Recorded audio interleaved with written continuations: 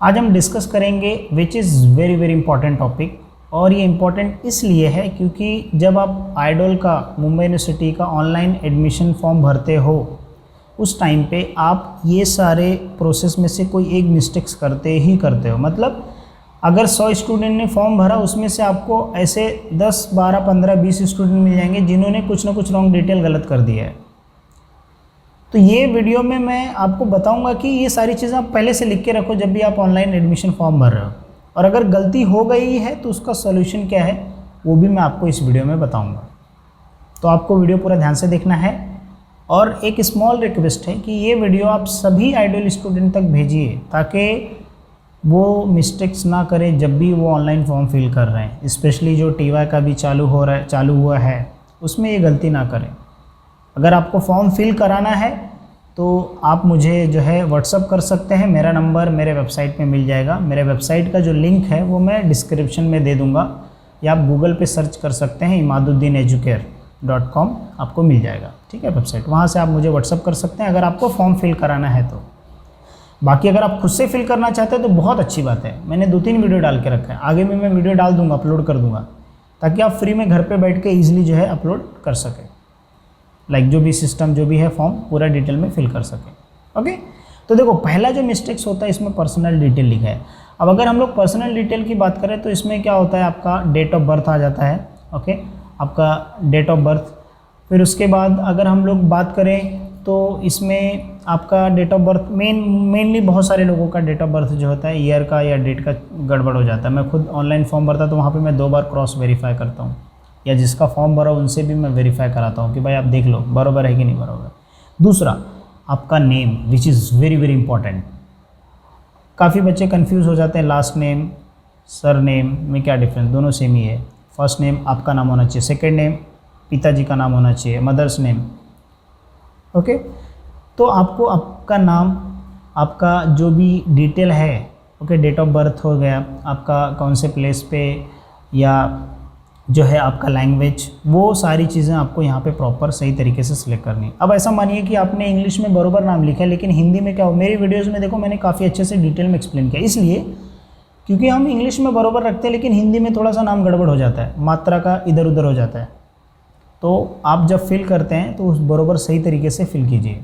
ठीक है, ट्रांसलेट का भी यूज़ कर सकते हैं, गूगल ट्रांसलेट का, जहाँ पे आपको जो है वो मार्क्स का मतलब वो जो पर्टिकुलर रहेगा नेम का वो आपको चेंज करके दे देगा, आप सही डिटेल फिल कर पाओगे, है ना। तो पर्सनल डिटेल बहुत ही इंपॉर्टेंट होता है। उसमें आपका डेट ऑफ बर्थ आता है, आपका मोबाइल नंबर आता है, आपका ईमेल आईडी आता है, आपका नाम आता है, आपके पिताजी का नाम आता है। ये सारे डिटेल्स में आपको प्रॉपर सही तरीके से फिल करनी है। ठीक है, अब ये वीडियो बना रहे तो आपके माइंड में होना चाहिए पर्सनल डिटेल में 2 बार क्रॉस वेरीफाई करो।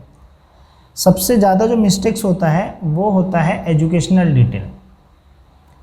आज के दिन ही मुझे 2-3 मैसेज आ गया कि सर मैंने जो फॉर्म भरा उसमें मैंने 2 बार 2 अटैम्प्ट दिया था, उसमें मैंने 1 ही अटैम्प्ट लिखा। सर जो मार्क्स मैंने टोटल मार्क्स लिखा उसमें से जो है 5 मार्क्स ज़्यादा लिख दिया, 10 मार्क्स ज़्यादा लिख दिया, वो चीज़ जो है गड़बड़ हो गया मेरे से। सर कैसे मैं एडिट करूँ?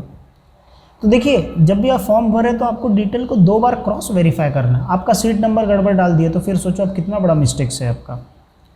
तो एजुकेशनल डिटेल में आपका मार्क्स हो सकता है, आपका कॉलेज जो स्कूल नेम है वो इम्पॉर्टेंट है, आप कौन से स्कूल से पढ़े हो, कौन से कॉलेज से पढ़े हो वो वहाँ पे आता है, आपका सीट नंबर, आपका टोटल मार्क्स। ओके, ये इम्पॉर्टेंट, आपका सीट नंबर बहुत ही इम्पॉर्टेंट है। अगर आपने बराबर भरा, कौन से ईयर में किया वो भी बहुत इंपॉर्टेंट है। अब ईयर अगर आपको देखना तो उसमें मार्कशीट में सारी चीज़ें दी रहती, तो अब तक मैंने 15 फॉर्म भर चुके रहेंगे ऑलमोस्ट, सब में जो है ये सारी चीज़ डिटेल आपको क्रॉस वेरीफाई करनी होती है।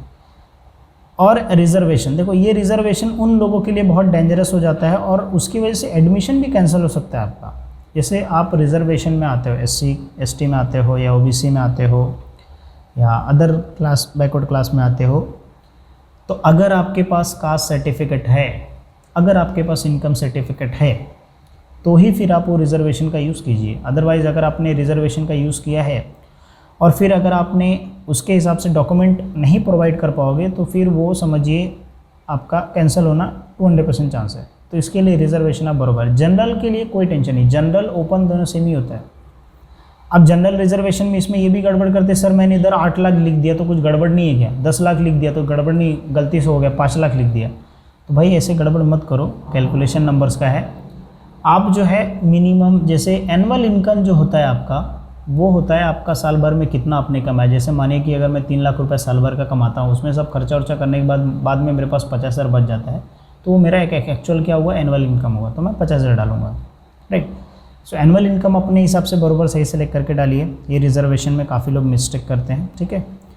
Subjects which is very very important, और ये सब्जेक्ट्स जो SY के लाइक FY SY TY जो BA स्टूडेंट है, ठीक है, जो बैचलर ऑफ आर्ट्स करते हैं, उनके लिए ये बहुत ज़्यादा इम्पॉर्टेंट हो जाता है, क्योंकि BA में एक सब्जेक्ट्स नहीं है। मैं आज ही फॉर्म भर रहा था, ऑलमोस्ट 30-40 सब्जेक्ट्स थे। मतलब आपको political science, rural science, sociology, psychology, English, Marathi, Hindi, इतने सारे आपको उधर ऑप्शंस मिलते हैं। कॉमर्स का भी मिल रहा है, एजुकेशन का भी मिल रहा है, राइट। तो जब आप जो है फॉर्म भरते हैं तो आपको सब्जेक्ट सिलेक्शन बराबर करना है सही से, ठीक है। FY से ही आप सही से सब्जेक्ट सेलेक्ट कीजिए, ठीक है, बराबर पहले से आप चेक कर सकते हैं। अब बोलोगे सर सब्जेक्ट्स पहले कहाँ से चेक करना है, सिंपल सी बात है, मुंबई यूनिवर्सिटी आइडल के वेबसाइट पे जाइए, स्टडी, या तो गूगल पे सर्च कर लिए आइडल स्टडी मटेरियल, जाके चेक करो उसमें, देखो कौन सा सब्जेक्ट्स आपके लिए ईजी है, वो सब्जेक्ट के हिसाब से आप सेलेक्ट कर सकते हैं, राइट। अब कॉमर्स के तो कॉमर्स के हिसाब से सेलेक्ट कीजिए। अब आता है ये मेन, ये लास्ट में। अब देखो मैंने सिस्टमेटिक जैसा लिखा, आपका पहले पर्सनल डिटेल आता है, एजुकेशनल आता है, रिजर्वेशन आता है, आपका सिग्नेचर फोटो सब आता है, फिर उसके बाद जो है सब्जेक्ट्स का भी आपको पहले रखना है, ठीक है, सब्जेक्ट्स आता है, फिर उसके बाद डॉक्यूमेंट्स आता है लास्ट में। ये फॉर्म का स्टेप समझो, डॉक्यूमेंट्स आता है। अब इसमें क्या हुआ कि जहाँ पे बोला है 12th का पासिंग सर्टिफिकेट, आपने उधर 10th का पासिंग सर्टिफिकेट लगा दिया है, तो गलत हो गया ना फिर।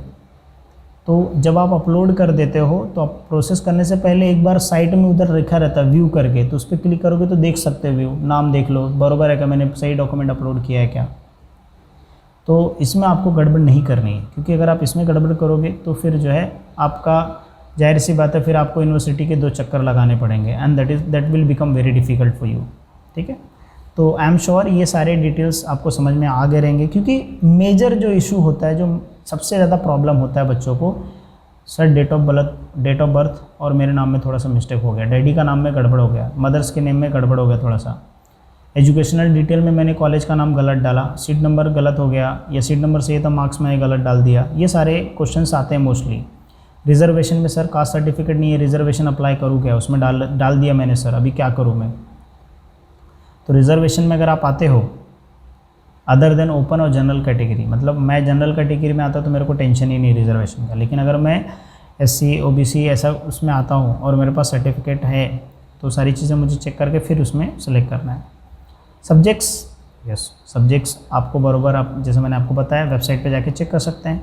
डॉक्यूमेंट्स, जब भी आप डॉक्यूमेंट्स अपलोड करने से पहले आप बराबर ध्यान से पहले से फाइल का नाम रीनेम कर सकते हैं कि ये HSC का है या जो है ये FY का है या SY का। मैं भी जब फॉर्म भरता हूँ तो पहले रीनेम कर लेता हूँ, और रीनेम करते समय HSC, उसके आगे जिसका मैं फॉर्म भरा उसका नाम शॉर्ट में लिख देता हूँ, तो मुझे पता चलता है भाई ये HSC का है। 2 अटैम्प्ट किया तो HSC 1 HSC 2 कर दिया, FY का किया FY first FY second, FY TKT FY clear, ऐसा करके मतलब नाम रीनेम कर देता हूँ, ताकि डॉक्यूमेंट में गड़बड़ ना हो जब मैं अपलोड करूँ, और बाद में व्यू कर लेता हूँ। तो इससे क्या होता है कि गलती होने का चांसेस बहुत कम होता है। अब वीडियो आपने लास्ट तक देखा है तो आपके लिए एक और अच्छा सा मतलब एक एडवाइस है, जैसे फ़ीस कितनी होगी, है ना। काफ़ी लोग पूछते हैं सर फीस कितनी होती है। तो देखो आइडल की जो फ़ीस होती है ग्रेजुएशन के लिए वो 4,500 से लेके 6,000 6,500 के बीच में ऑलमोस्ट होती है FY SY TY का, ठीक है। लेकिन अभी कोविड चल रहा है, पैंडेमिक है, तो ऐसे सिचुएशन में जो फ़ीस है वो कम हो चुकी है। TY की फ़ीस जो मैं फॉर्म भर रहा हूँ अभी, TY का ही मुझे ज़्यादा पता है कि जो TY BCom TY BA का 3,135 रुपया है। अगर BSc IT का हम लोग ले लेंगे या उसका ऑलमोस्ट 17-18 के आसपास कुछ BSc IT का है, जो TY का है समथिंग। तो फीस में थोड़ा बहुत आगे पीछे भी हो सकता है। तो जो लोग फॉर्म भर, जैसा अगर मैं BCom BA का भरता हूँ फॉर्म, तो मुझे पता है 3,135 रुपये ही लगता है फ़ीस, राइट। उसके अलावा एनुअल फ़ीस, उसके अलावा कोई फ़ीस नहीं है। तो आई एम श्योर आपको समझ में आ गया रहेगा। फिर भी अगर आपके माइंड में कुछ क्वेश्चन है, आप चाहते हो कि मैं प्रायोरिटी बेस पे आपको रिप्लाई करूं, तो मेरा यूट्यूब का ज्वाइन बटन आप ज्वाइन कर सकते हैं। आप जैसे वीडियो देखते हो, वीडियो के जस्ट नीचे देखो सब्सक्राइब के बाजू में ज्वाइन रहता है, वहाँ से आप मेरा मेंबरशिप ज्वाइन कर सकते हैं। और जैसे आप ज्वाइन करोगे वैसे आपको मेंबरशिप के पेज पे जाना है, वहाँ पे आपको मेरा नंबर मिल जाएगा, वहाँ से डायरेक्टली आप कॉल कर सकते हैं या आप अपने कमेंट्स कर सकते हैं। आपको एक बैच मिलेगा, तो बैच से मुझे पता चल जाएगा आपने ज्वाइन किया है, तो मैं आपको प्रायोरिटी बेसिस पे रिप्लाई करूँगा।